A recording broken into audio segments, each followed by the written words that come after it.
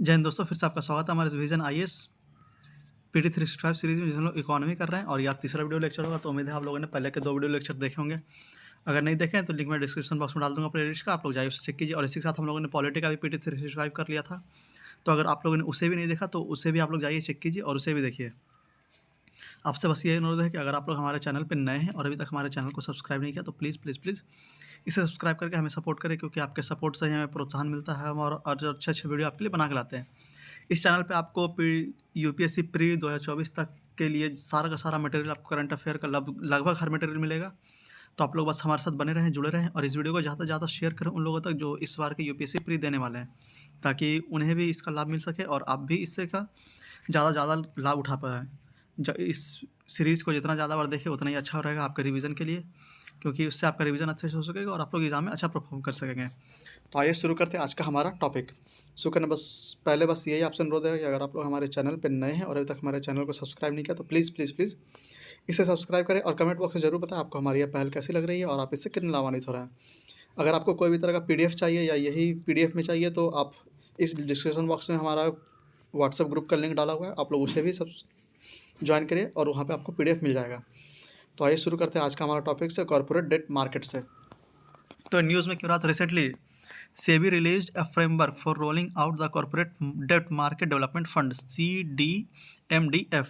About CDMDF क्या है, तो fund CDMDF established as an alternate investment fund will purchase investment grade corporate debt securities during market stress. Alternate investment fund AIF क्या है, तो refers to any privately pooled fund established or incorporated in India for investing. These funds are collected from sophisticated investors such as angel investor, venture capitalist, etc. Invest grade क्या होगा, तो invest grade refers to the quality of a company's credit. The company must be rated at BBB or higher to be considered as investment grade issue. Objective क्या है, तो during market stress the debt market faces redemption pressure in the open market, especially scheme with long maturity period. CDMDF will help the market by providing liquidity access in such times. The fund aims to emulate the RBI's liquidity support for the banks in the context of the corporate debt market. Contribution क्या होगा, तो contribution to the fund shall be mandatory for specified debt oriented MF schemes and assessment management companies AMCs. Tenure का होगा, तो initially 15 years, it can be extended as per SEBI's mandate. Corporate debt market क्या होगा, तो bond या credit market और fixed income market is the collective name given to all traders and issues और debt securities, broadly dividing into government debt market and corporate debt market. Issue क्या होगा, तो companies issue corporate bond to finance current operations, expand product lines और open new manufacturing facilities. Nature क्या होगा, तो corporate bonds usually describe long term debt instrument that provide a maturity of at least 1 year. Regulation कैसे होगा, तो SEBI has jurisdiction over the corporate debt market. The regulatory jurisdiction between the SEBI and RBI was clarified in 2000 by an amendment to the Securities Contract Regulation Act 1956. Under this, RBI's regulatory jurisdiction include money market and government securities. Status of the market in India क्या है, तो outstanding corporate bond in India as a percentage of GDP stood around 17% in March 2022. The same figure for other emerging Asian economic are much higher. South Korea more than 80%, Malaysia more than 50%, and China about 40%. Significance of corporate debt market. Investment needs क्या होगा, तो shift from a consumption driven to an investment led economy and emphasized by the economic survey 2018-19. Efficient allocation of resources, additional avenue for corporates to raise fund cost effectively and reduce reliance on bank finance. Health of corporate balance sheet, reduce corporate reliance on external communal borrowing ECBs, which is subject to volatility in the international market. Investor Service Fund ISF and Investor Protection Fund IPF. News में क्यों था, तो securities and exchange board of India SEBI came out with the comprehensive guidelines for investors protection fund IPF and investor service fund ISF maintained by stock exchange and depositories. Investor protection fund IPF क्या हुआ? तो objective of establishing an IPF is to protect the interest of participants like stock broker and investor of the exchange. Establishment क्या होगा? तो all stock exchangers and depositors shall establish an IPF. A depository is a financial institution or organization that accepts deposit from business and individuals and assets in buying and selling financial instruments such as stocks and bonds. For example, demat account can be opened in India only if depositors Central Depository Service India Limited CDSL and National Securities Depository Limited NSDL. Administration क्या होगा? तो IPF of the stock exchange and depository shall be administered through separate trust created for the purpose. Segregated funds क्या होगा? The stock exchange and depository shall ensure that the fund in the IPF are well segregated and that their IPF is immune from any liability of the stock exchange and depository respectively. Review क्या? The stock exchange and depositors shall conduct a half-yearly review to ascertain the adequacy of the IPF corpus. यहाँ पे देखिए stock exchange दिया हुआ है, contribution to IPF and utilisation of IPF क्या है? तो पहला है स्टॉक एक्सचेंज. कंट्रीब्यूशन में देख लेते हैं 1% of listing fee receives 100% of interest and 1% security deposit. Keep the issuer companies at the time of offering of securities for subscription to the public.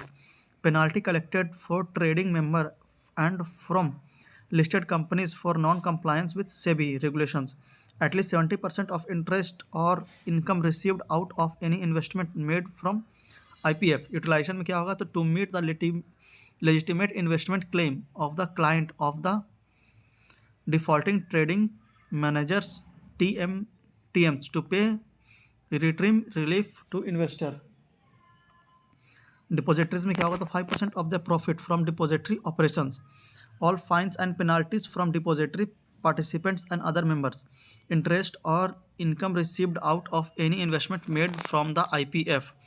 Promotion of investor education and investor awareness program aimed at enhancing securities market literacy and promoting retail participation in security market to meet the legitimate claim of beneficial owners. Investor service fund ISF क्या है?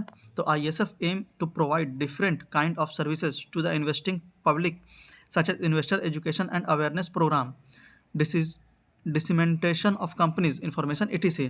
Funding क्या होगा? तो stock exchange shall set aside at least 20% of listing fees received for ISF for providing services to the investing public. Supervision क्या होगा? तो supervision of the ISF will rest with the regulatory oversight committee. The Regulatory Oversight Committee is one of the 7 Committee for Market Infrastructure Institutions MIIS specified by Stock Exchange and Clearing Corporation regulating 2018. MII is a financial entity that provides essential infrastructure for running the daily operation in stock market या capital markets. For example, stock exchange, depositors and clearing housing are all MIIS. Utilization of ISF for stock exchange क्या है? तो promotion of investor education and investor awareness program. At least 50% of the corpus should be spent in Tier 2 and Tier 3 cities. Cost of training or arbitrage. Transfer of unutilized IPF, ISF.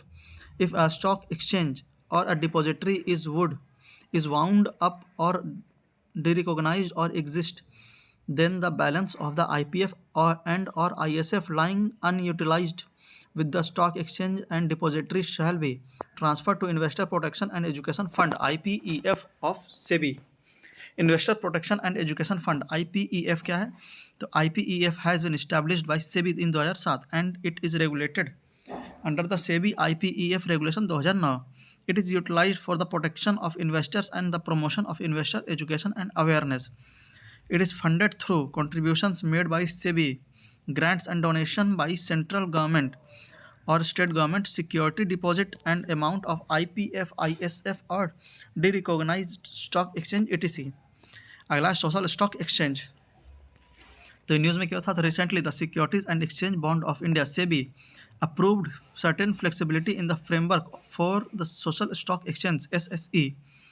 Flexibilities highlight that funding can done through पहला insurance of zero coupon Zero principal ZC ZP bonds and donates through mutual fund for NPOs. ZC ZP is issued only by an NPO registered on an SSE and has a specific tenure. It neither offer interest nor return the principal. Objective behind this donation are welfare and tax benefits, issuance of equities and debt instrument of FPEs. About social stock exchange, क्या है? तो SSE is a segment of the existing stock exchange that can help social enterprises such as NPOs non-profit for profit enterprises FPEs to raise fund from the public through the stock exchange mechanism. Eligible activities for demonstrating primacy of social impact includes eradicating hunger, poverty, malnutrition and inequality, promoting education, financial inclusion, slum area development etc. Entities not eligible to be identified as a social enterprise क्या है? तो पहला है corporate foundation, दूसरा है political and और religious organisation और activities, third is professional और trade association, fourth is infrastructure and house companies except affordable housing. Next is eligible criteria to be recognized as social enterprises is predominance of any of the following. कौन है? पहला revenue.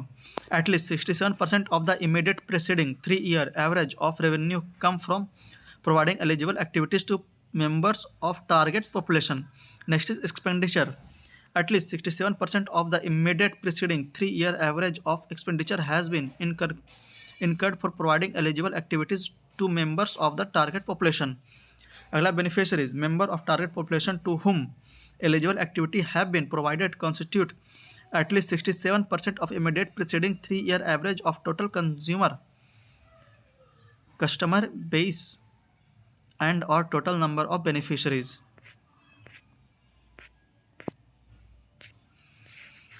अगला है external sector. External sector के अंदर देखते हैं पहला न्यूज़ क्या था. तो exchange rate management in India. News में क्यों था?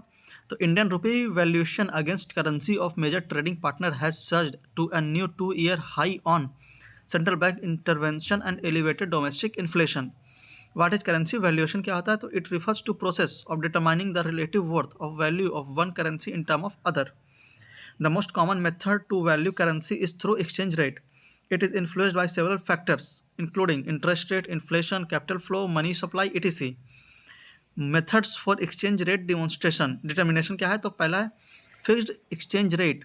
उसमें value of currency is pegged या fixed to the value of another currency, basket of currencies या commodity like gold.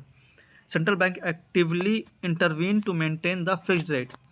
Flexible floating rate exchange rate दूसरा है. तो इसमें क्या है? तो determined by the market forces that is demand and supply of currency in international market. Central bank does not intervene directly. Third is managed exchange rate determined by market force but central bank may occasionally intervene to influence the exchange rate. फिर है effect of exchange rate. क्या effect है? तो पहला है inflation. An over valued currency can contribute to lower inflation by reducing the cost of import goods and services and vice versa. Next is interest rate. Central bank may respond to a strengthening currency by lowering interest rate to stimulate economic activity and vice versa. Next is economic growth. While a stronger currency can contribute to lower inflation, it may reduce export-driven sector, consequently a decline in overall economic growth. Trade में क्या effect पड़ेगा? तो a stronger currency may contribute to trade deficit and export becomes less competitive and import become more attractive to domestic consumer. अगला capital flow. A strong currency may attract more foreign investment as investor seek higher return due to currency appreciation. Exchange rate determination in India क्या है? तो currently nominal and real effective exchange rate NEER and REER evaluation are used. तो NEER क्या है? Is weighted average of bilateral nominal exchange rate of the home currency in term of foreign currency. और REER क्या है? Is weighted average of nominal exchange rate adjusted for relative price difference between the domestic and foreign currency. Do you know में देख लेते हैं. तो Gresham's law says in a fixed exchange rate system bad economy drives out good. It causes undervalued currency to go out of circulation. Overvalued currency remains in circulation but it does not find enough buyer. अगला foreign trade policy 2023। News में क्यों था, the union minister of commerce and industry notifies the foreign trade policy 2023 about FTP 2023। Notification में क्या था, तो notified by the central government in the exercise of powers conferred under section 5 of the foreign trade development and regulation act 1992 based on principles क्या है, तो such as responsiveness to the requirement of trade and trust and partnership with exporters। FTP 2015-20 क्या है, तो it is extended due to the COVID-19 pandemic and volatile geopolitical scenario till March 2023। India has reached record high export performance। 4 pillar of new FTP approach क्या है, तो पहला from incentives to tax remission, दूसरा greater trade facilitation through technology automation and continuous process rearranging, third is export promotion through collaboration exporters state districts, fourth is focus on emerging areas e commerce export developing district as export hub streamlining SCOMET policy. India trade profile 2022-23 में देख लेते हैं। India export कैसा रहा, तो 2016 में 435 billion था, फिर 2022 में 55.4% बढ़ के हुआ 676 बिलियन, वहीं 2023 में हो गया 74.7% बढ़ के 760 billion. India export target $2 trillion by goods for goods and services by 2030। India trade balance क्या था, तो यहाँ पर देख लेते हैं। मर्चेंडाइज ट्रेड डेफिसिट, फिर उसी तरह से यहाँ पे सर्विस ट्रेड डेफिसिट और उसी तरह से overall trade deficit. India top export commodities में क्या होगा, पहला पेट्रोलियम हो जाएगा, दूसरा इलेक्ट्रॉनिक गुड्स, तीसरा राइस, चौथा केमिकल और पांचवा drug and pharmaceuticals. India top import source nation कहाँ कहाँ से इंपोर्ट होता है, पहला होता है चाइना से, दूसरा होता है UAE से, तीसरा होता है USA से और चौथा होता है रसिया से। इंडिया टॉप एक्सपोर्ट डेस्टिनेशन मतलब इंडिया का माल कहाँ कहाँ जाता है, तो पहला सबसे पहले USA में जाता है, दूसरा UAE में जाता है, तीसरा नीदरलैंड में जाता है और चौथा चाइना में जाता है।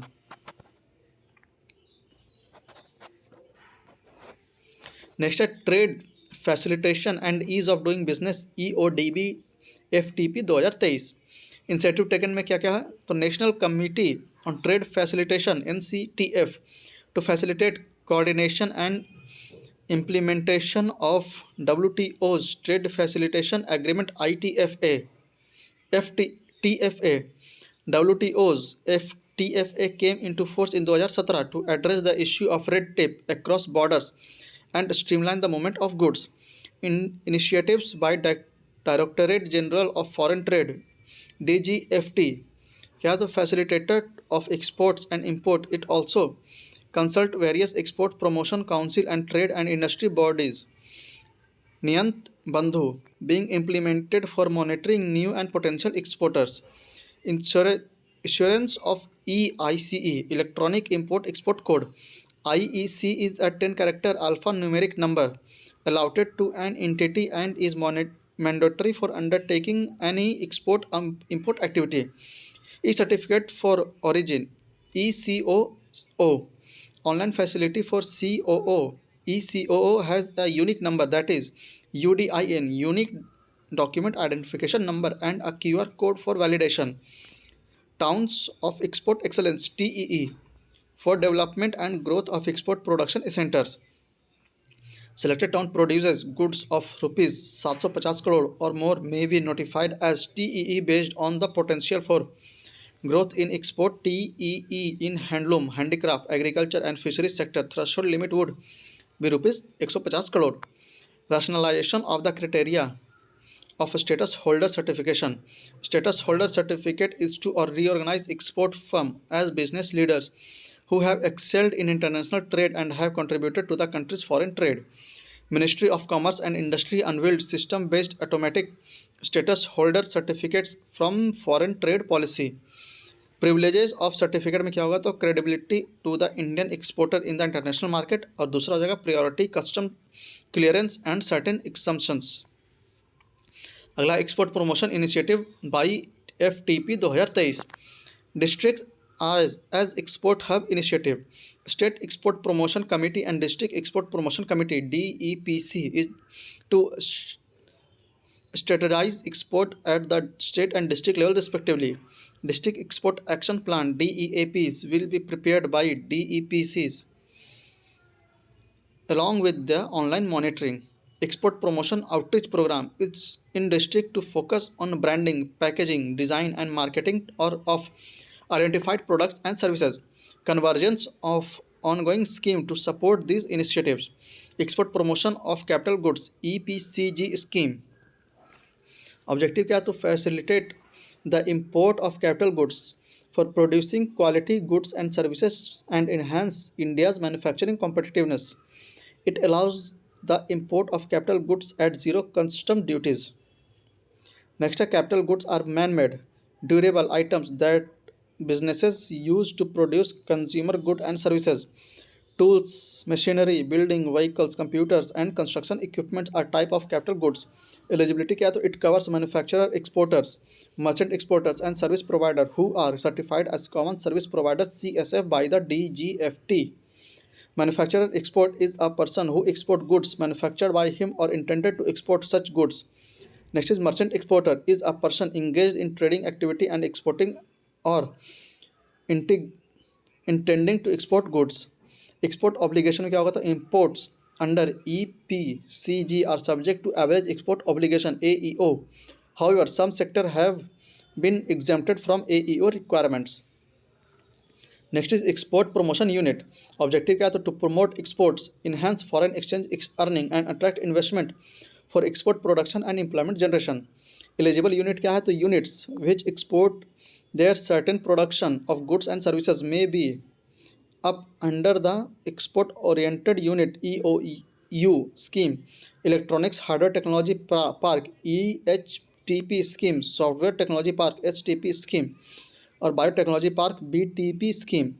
For the manufacturer of goods trading unit are not covered under this scheme. Deemed export में क्या होगा? तो डेफिनेशन क्या है इसका? तो deemed export refers to those transaction in which good supplies do not leave the country and payment for such supplies is received either in Indian rupee or in free foreign exchange. In simpler terms, under deemed export, the goods can be sold within India to anybody who hold a license for the export of these very goods. The seller sells the sale goods against an import license is the deemed exporter and the buyer is the deemed importer. Objective क्या है? To provide a level playing field for domestic manufacturer and to promote make in India. Other key initiative by FTP 2023 क्या है? तो promoting cross border trade in digital economy. पहला है e commerce export hub ECEHS to establish designated areas as ECEHS which would act as a center for favorable business infrastructure and facilities to cross border e-commerce activities. Creation में क्या हो जाएगा? तो ECEH may be set up through private initiative and in public private partnership PPP mode. Nature of ECEH operations क्या होगा? तो ECEH will function to achieve agglomeration benefit like certification and testing facilities and dedicating logistic infrastructure among others. Entitlement ECEH may be provided with financial assistance under the Market Access Initiative MAI scheme. Promotion of e-commerce export through postal route. डाक घर निर्यात kendras shall be operationalized through the country to work in a hub and spoke model with foreign post office FPOs to facilitate cross-border e-commerce. Duty exemption remission scheme. Advance authorization AA imports under AA are exempted from payment of basic customs duty, additional custom duty, education cess, anti-dumping duty, countervailing duty, safeguard duty, transaction product specified safeguard duty whenever applicable. Duty free import authorization DFIA. Duty free import authorizations shall be exempted only from payment of basic custom duties BED. Schemes for remission of duties and tax on exported production RODTEP. Its objective is to refund currently unrefunded duties, tax levies at the central, state and local level borne on the exported product. It is notified by the Department of Commerce, Ministry of Commerce and Industry and is administered by the Department of Revenue, Ministry of Finance. SOCMET क्या है? तो special chemical organisation material equipment and technologies. Regulation of dual use items क्या है? तो it in consonance with the guidelines and control list of international convention and obligation as well as multilateral export control regime MECRs. India has regulated the export of dual use items, nuclear related items including software and technology via SCOMAT. It is either prohibited or permitted under the authorization unlist specif- specifically exempted. SCOMAT list. It is India's national export control list and is aligned to the control list of all the MECRs and conventions. SCOMAT items are regulated under the Weapons of Mass Destruction and Their Delivery System Prohibition of Unlawful Activity Act 2005. Imported goods covered under the SCOMAT list are not permitted for export. Outreach programs of SCOMAT will be organized by DGFT in association with Administrative Ministries, Department of Trade Association for effective awareness among the import dealing with trade and manufacture in particular of SCOMAT item. यहाँ पे SCOMAT category दिया हुआ है, SCOMAT items है, judicial licensing authority है, तो पहला zero, nuclear material, nuclear related and other material equipment and technology, तो उसके लिए डिपार्टमेंट ऑफ एटॉमिक एनर्जी। पहला है toxic chemical agents and other chemicals, तो उसके लिए directorate general of foreign trade DGFT। Next is micro organism toxins, DGFT general. Next is materials processing equipment and related technologies DGFT। Next is nuclear related and other equipment and technology not controlled under the category zero, तो इसके लिए DGFT। Next is aerospace system equipment including production and test equipment and related technology and specifically designed components and accessories thereof, तो इसके लिए DGFT। Next is munition list, तो इसके लिए department of defence production DDP ministry of defence. Next is reserved, तो उसके लिए DGFT। And last is special materials and related equipment, material processing, electronics, computer, telecommunication, information securities, sensors and lasers, navigation and avionics, marine, aerospace and propulsion, इसके लिए DGFT। अगला free trade agreement FTA of India, तो इन news में क्या था, तो recently the union cabinet approved signing and ratification of bilateral investment treaty BIT with United Arab Emirates UAE। About BIT क्या होता है? BIT is a reciprocal agreement for according protection to investment by national and companies of one state in another state। Kindly note that the detail of BIT and India UAE relationship will be covered in International Relation IR edition of PT 365। ठीक है, तो about free trade agreement FTA क्या है? तो FTA is a treaty between two or more countries that reduces or eliminates barrier to trade between the countries. FTA usually cover trade in goods और services.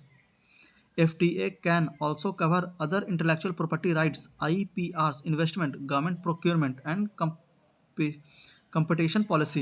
FTA is essentially a discriminatory system in contrast to the fundamental principle of the WTO। However, FTA are authorized under the WTO। A country may enter an FTA if it observes certain conditions stipulated in the relevant provision of WTO agreement। India's FTA क्या है? तो India has signed 13 FTA with various countries। This includes Sri Lanka, Nepal, Bhutan, Thailand, Singapore, South Korea, Japan, Malaysia, Mauritius, United Arab Emirates, and Australia। Exports to countries region with which India shared trade agreements such as FTAs have registered a growth of 20.75% in last 5 years। Recent development in FTAs of India क्या है? तो innovative design। पहला, for the first time India has included digital trade within the ambit of its FTA with UAE। Second, addressing NTBs। Recently signed FTA like Australia, India also addressed the non-tariff barrier NTBs। Next is focus on the service sector। Previous agreement did not pay for the reverse trade in services।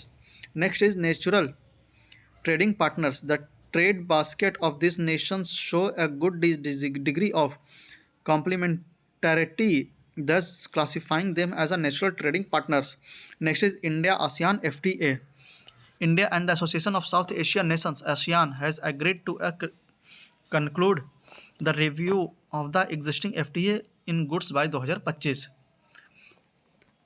Types of FTA कितने type के होते हैं? तो पहला economic union, common market where members integrate monetary and physical policy. Next is common market. Custom union where member allow the movement of labour and capital. Next is custom union member apply a common external tariff for non-members. Free trade agreement FTA, member reduce tariff on trade among themselves. Next is professional trade agreement PTA, reducing duties on an agreed number of products.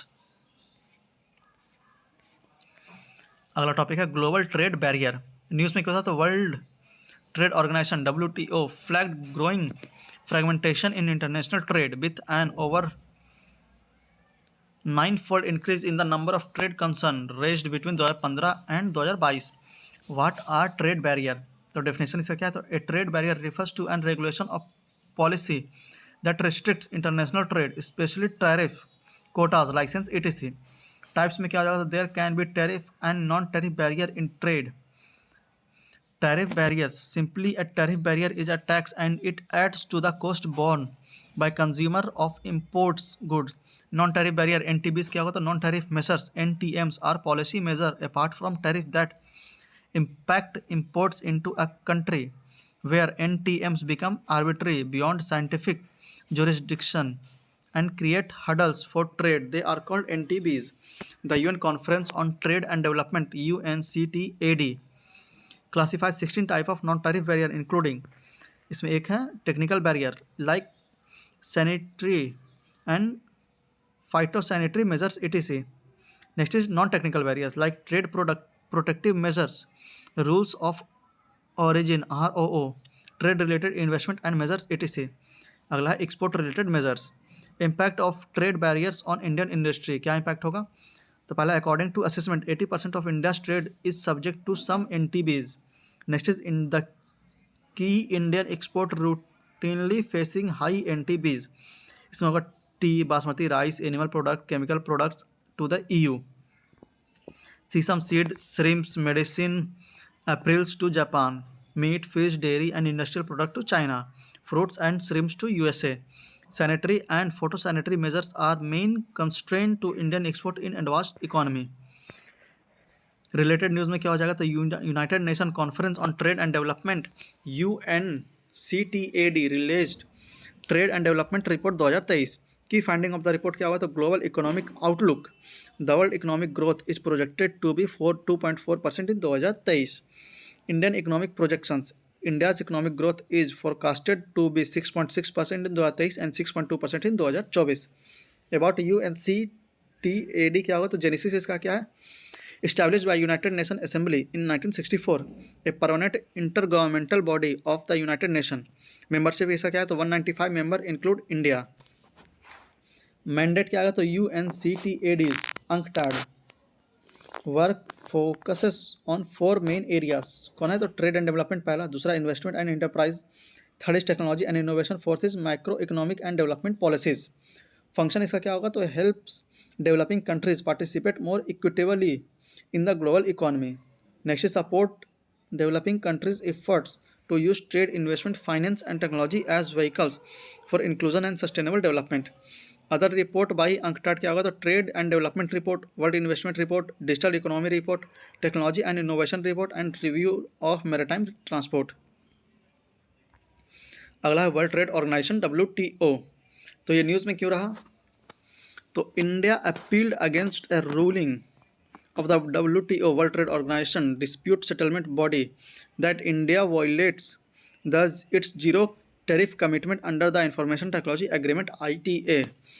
About dispute settlement at WTO, there are two main ways to settle a dispute once a complaint has been filed in WTO. पहला, parties find a mutually agreed solution. दूसरा, through adjudication, including the subsequent implementation of panel and appellate body report. There are three main stages to the WTO dispute settlement process. पहला है constitutional consultation between the parties. If both sides are not able to resolve the matter through consultation, either of them can approach for establishment of a dispute settlement panel. Second is adjudication by panel, whose ruling or report can be challenged at WTO appellate body. At present, functioning of appellate body is impacted due to USA blocking appointment to appellate body. Next is implementation of the ruling, which includes possibility of countermeasures in the event of failure by parties in implementing the ruling. WTO World Trade Organization क्या है? तो WTO is our only global forum for setting the rules for international trade. It facilitates trade negotiation, monitors implementation of trade agreement and services as a forum for setting trade dispute between countries. Marrakesh Agreement that established the WTO was signed in 1994 at the conclusion of the Uruguay round of multilateral trade negotiation. WTO is a successor to the General Agreement on Tariff and Trade GATT, a group founded in 1994 whose rule created the modern multilateral trading system. It has 164 members including India. Investment Facilitation Agreement at WTO, launched in 2017 by a group of developing and least developed WTO members. It is a joint initiative aimed at developing a multilateral agreement on investment facilitation for development that will improve investment and business climate. It would not include India. Related news में क्या हो जाएगा? तो developing country status. Legislation establishes a US policy against granting China developing country status in future treaties and international organizations. It has been asserted that China can no longer be considered as a developing country. World Trade Organization WTO has defined developed and developing countries, and therefore member countries are free to announce whether they are developed or developing. UN also has not formal definition of developing countries but still uses the term for monitoring purposes. Key WTO agreements क्या क्या? तो पहला है the agreement on agriculture. Second is trade related aspects of intellectual property rights. Third is the agreement on technical barrier to trade. Next is trade facilitation agreement. अगला है the general agreement on trade in service GATS. Next is the agreement on trade related investment measures TRIMS agreement. Next is the agreement on the application of sanitary and phytosanitary measures. अगला topic है de-dollarisation. तो news में क्यों था? BRICS, Brazil, Russia, India, China and South Africa nation are in the process of creating new currency for cross border payment. More on the news क्या है? तो BRICS currency will be used for cross border trade. Also India and Malaysia has agreed to settle trade in Indian rupee in addition to current mode of settlement in other currencies. They are seen as a major step towards de-dollarization. So what is de-dollarization?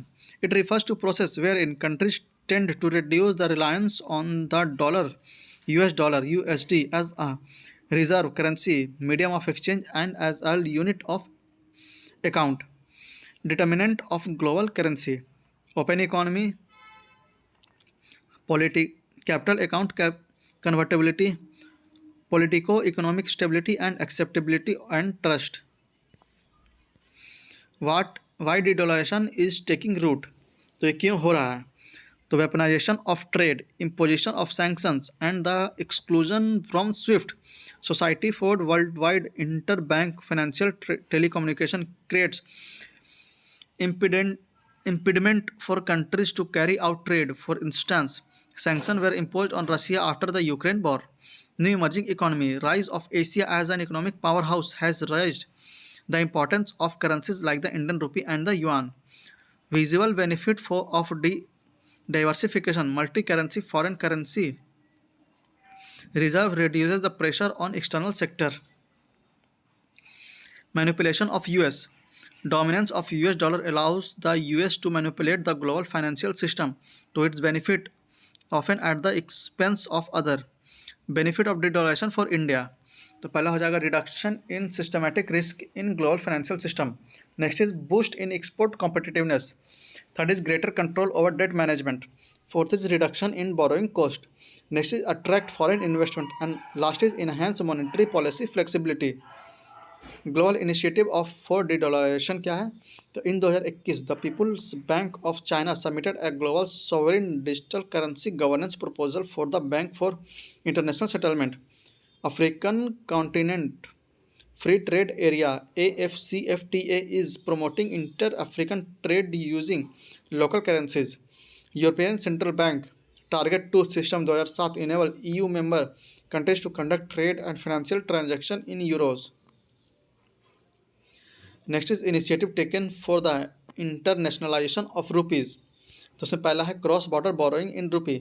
Introduction of rupee demonstrated bond और masala bond since 2014 allows Indian corporate to issue rupee demonstrated bond overseas. फिर target settlement in rupee, trade settlement in rupee. Biggest development in July 2022 RBI issued a comprehensive framework to allow trade settlement in rupee through special vostro account. Currency swaps 23 currency swap agreed since 2018 with other countries, with other nations including UAE, SAARC member countries etc. is in a bid to promote internationalization of rupee. Other measures क्या होगा? तो exploration on domestic currency use for regional trade settlement at Asian Clearing Union, enabling condition to link domestic rupee interest rate and currency market with offshore rupee market, permitting primary dealer to act as a market maker in forex market to improve market liquidity etc. Next topic is remittances. तो news में क्यों था? तो world bank recently released an annual report migration and development brief leveraging diaspora finance for private capital mobilization. Key finding क्या है? तो global remittances flow are estimated at 860 billion in 2023, increase in 3% from 2022.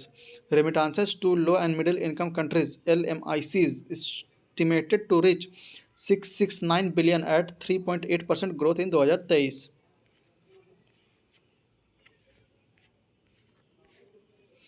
Remittances contributed to be the primary source of external finance for LMICs during 2023 relative to FDI and official development assistance.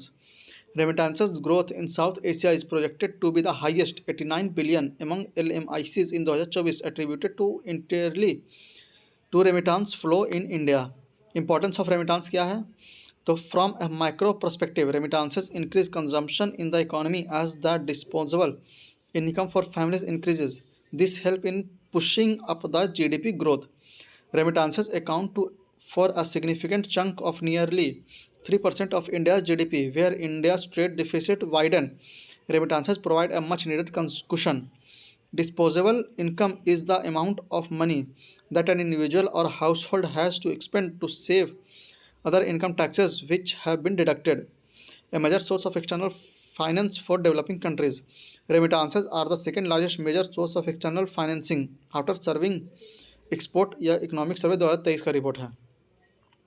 Remittance होता क्या है? तो remittance refers to the transfer of money by individual typically migrant worker to family member in their home countries. Top 3 receipts of remittances in 2022 in absolute number. तो पहला है Mexico, पहला है India, दूसरा मैक्सिको और थर्ड है China. Top 3 recipients of remittances in 2022 as percentage of the GDP। तो पहला है तजाकिस्तान, दूसरा है टोंगा और तीसरा है Lebanon. State wise share of remittance receipt top 3 in 2022-21।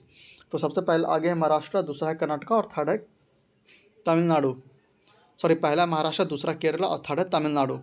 Country wise share in inward remittances to India in 2020-21। तो सबसे आगे है यूनाइटेड स्टेट्स 23.4%, फिर यूनाइटेड अरब एमिरेट्स 18%, फिर UK United kingdom 6.8%। The World Bank Group, the International Bank for Reconstruction and Development (IBRD) is a global development cooperative owned by 189 member countries. As the largest development bank in the world, it supports the World Bank Group mission by providing loan, guarantees, risk management products, and advisory service to middle income and credit-worthy low-income countries. The International Development Association (IDA) is a part of World Bank that helps the world's poorest country. Established in 1960, IDA aims to reduce poverty by providing zero to low interest loan called credits and grants for programs that boost economic growth, reduce inequality, and improve people living condition. The International Finance Corporation (IFC) is a private sector arm of the World Bank Group and shares its mission to reduce global poverty. Multilateral Investment Guarantee Agency (MIGA) was created to complement public and private sources of investment insurance against non-commercial risk in developing countries. International Center for Settlement of Investment Disputes (ICSID) is an autonomous international institution established under the Convention on the Settlement of Investment Disputes between state and nationals of other state (ICSID) और the Washington convention. की publication of world bank group क्या है? तो doing business report, global economic prospect, global financial development report, commodity market outlook, poverty and shared prosperity, and last is world development report. अगला news है liberalised remittances scheme LRS, उसे हम अगले दिन देखेंगे अगले टॉपिक में. इस वीडियो लेक्चर को यहीं पे समाप्त करते हैं. उम्मीद है आपको वीडियो पसंद आया होगा. तो आप लोग कमेंट बॉक्स में जरूर बताएंगे आपको हमारी पहल कैसी लगी. और अगर आप लोग हमारे चैनल पर नए हैं और अभी तक हमारे चैनल को सब्सक्राइब नहीं किया तो प्लीज़ प्लीज़ प्लीज़ इसे सब्सक्राइब करके हमें सपोर्ट करें, क्योंकि आपके सपोर्ट की हमें बहुत आवश्यकता पड़ती है. और वीडियो को ज़्यादा से ज़्यादा शेयर करें उन लोगों तक जो इस बार का UPSC प्री देने वाले हैं. तो मिलते हैं आपसे अगले वीडियो लेक्चर में. तब तक के लिए आप रिवाइज करते रहिए, देखते रहिए, क्योंकि जितना ज़्यादा आप रिवाइज करेंगे उतना ही अच्छा आपका कॉन्सेप्ट बनेगा. तो मिलते हैं आपसे अगले वीडियो लेक्चर में. तब तक के लिए जय हिंद, जय भारत.